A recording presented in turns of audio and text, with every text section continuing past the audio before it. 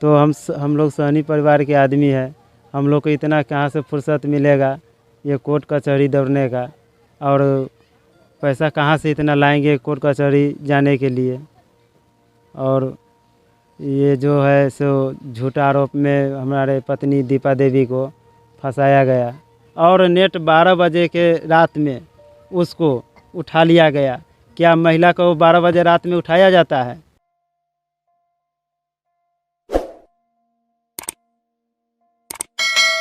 नमस्कार, मैं आमिर और आप देख रहे हैं डेमोक्रेटिक चरखा। अभी हम लोग मौजूद हैं मुजफ्फरपुर के मुसहरी प्रखंड में। यहाँ पर कल एक घटना घटी। दरअसल लगभग 1 साल से 100 महिलाओं का मनरेगा का पैसा उन्हें नहीं मिल रहा था। उन्होंने 1 साल मनरेगा के तहत काम किया और उसके बाद जो रोज़गार सेवक जिन्हें पैसा देना होता है, भुगतान करना होता है, वो उन महिलाओं का भुगतान नहीं कर रहे थे। ये जो पूरा प्रखंड है, ये जो पूरा पंचायत है, ये पूरा महादलितों का इलाका है और यहाँ के लोग किसी तरीके से अपना जीवन यापन करते हैं। लेकिन उसके बावजूद जब 197 रुपये कड़ी धूप में मेहनत करने के बाद उनके हक के जो पैसे बनते हैं वो उन्हें साल भर से नहीं मिले थे। जब महिलाएं अपनी बात रखने के लिए बार बार रोज़गार सेवक के पास जाती हैं, उन्हें आवेदन देती हैं, तो रोज़गार सेवक उनकी बात मानने से साफ इनकार कर देते हैं। इसके बाद जब महिलाएं डीएम के पास जाती हैं बात कर रखने के लिए, उसी बीच रोज़गार सेवक और महिलाओं के बीच बहस होती है और रोज़गार सेवक महिलाओं के ऊपर लगभग 200 से 300 महिलाओं के ऊपर एक एफआईआर दर्ज करवाते हैं जानलेवा हमला का। इसमें पुलिस की भी वाहवाही की बात कहनी पड़ेगी कि नियम के अनुसार, कानून के अनुसार कोई भी पुलिस, कहीं की भी पुलिस किसी भी महिला को रात में गिरफ्तार नहीं कर सकती है। वहीं जो इस पूरे आंदोलन को लीड कर रही थी यहाँ पे इस गांव में दीपा, उन्हें रात के 12 बजे यहाँ की पुलिस ने, मुजफ्फरपुर की पुलिस ने उन्हें गिरफ्तार करने का काम किया है। अभी के वक्त में दीपा के साथ संतोष ठाकुर नाम के व्यक्ति जो इसी पंचायत के रहने वाले हैं और वो भी लगातार मनरेगा के मज़दूरों के आंदोलनों को लीड कर रहे थे, उन्हें भी पुलिस ने अरेस्ट कर लिया है। यहाँ पे जो ग्रामीण हैं, हम लोग उनसे बात करेंगे, साथ ही हम लोग ये जानने की कोशिश करेंगे पुलिस से भी कि पूरा मामला आखिरकार क्या है।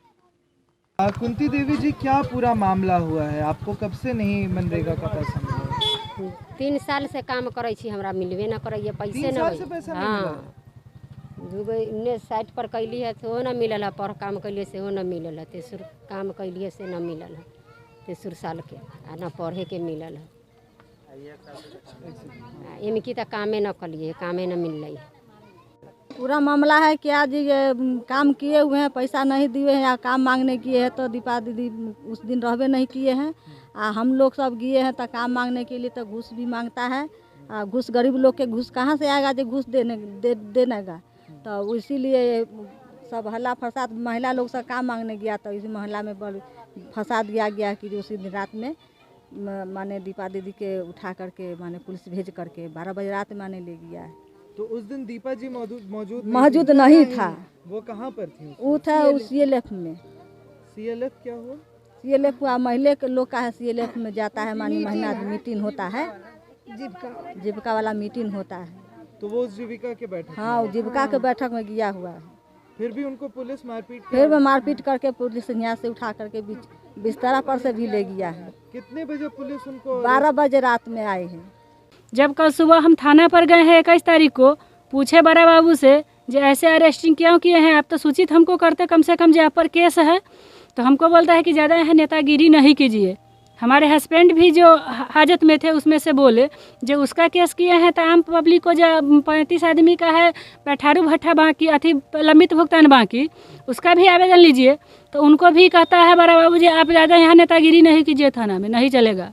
थाना पर हम लोग पहुँचे तो जथा प्रयास किए, जैसे बहुत महिला के साथ जैसे मुझे बहुत प्रयास किए ये छोड़ाने का, बतियाए लेकिन कहा कि बोले जैसे हमको एसपी डीएसपी का आदेश है से हम नहीं छोड़ेंगे।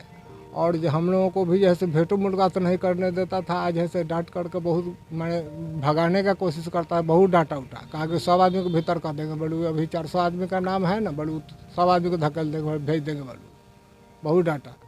परिवार पर बहुत असर पड़ रहा है। हमारे पास कोई आदमी नहीं है, छोटा छोटा 2 बच्चा है, एक हम है, एक हमारे हस्बैंड है। बहुत ज़्यादा क्रोधित हैं हम। फिर भी हम संगठन का जो हमसे मांगा गया है वहाँ से अथी DPO मैडम मांगे हैं जो लिस्ट है आपका, वो लिस्ट हमको दीजिए। कल 11 बजे हमको बुलाए हैं मुजफ्फरपुर में, तो हम उनके पास कल लिस्ट लेके जाएंगे। जब तक वो नहीं है फिलहाल में उनका काम हम देखेंगे। हम लिखे थे जो मजदूर का जो भुगतान वो रुका हुआ है उसके संबंध में हम लोग रैली वहाँ मुझे से मांग करने गए थे PO साहब के यहाँ। PO साहब जो है से वो कहे कि जैसे हमको कलेक्टर साहब का आदेश मिलेगा तो हम रुपया देंगे और नहीं मिलेगा तो नहीं देंगे। इसी क्रम में नोक झोंक चला और मारपीट भी नहीं हुआ, गले गले जो हुआ माने उसके बाद जैसे महिला को धकेल करके PO साहब आई रोजगार सेवक जो था से बाहर निकाल दिया और धकलवल भी हुआ महिला सबको जो है से। और उसके बाद महिला सब भी जैसे जहाँ तक जो हुआ सब गाली गलौज धकलवल किया। इसी क्रम में जैसे विवाद बढ़ गया, FIR कर दिया है, PO किया है, रोजगार सेवक जाने किया है। समस्या तो वही हुए है जे गए थे काम मांगने, काम नहीं दिया, पैसा मांगता है जो पैसा दीजिए तो काम देंगे पैसा नहीं दिया तो लफड़ा में फंसा दिया। कौन पैसा मांगता है? रोजगार सेवक।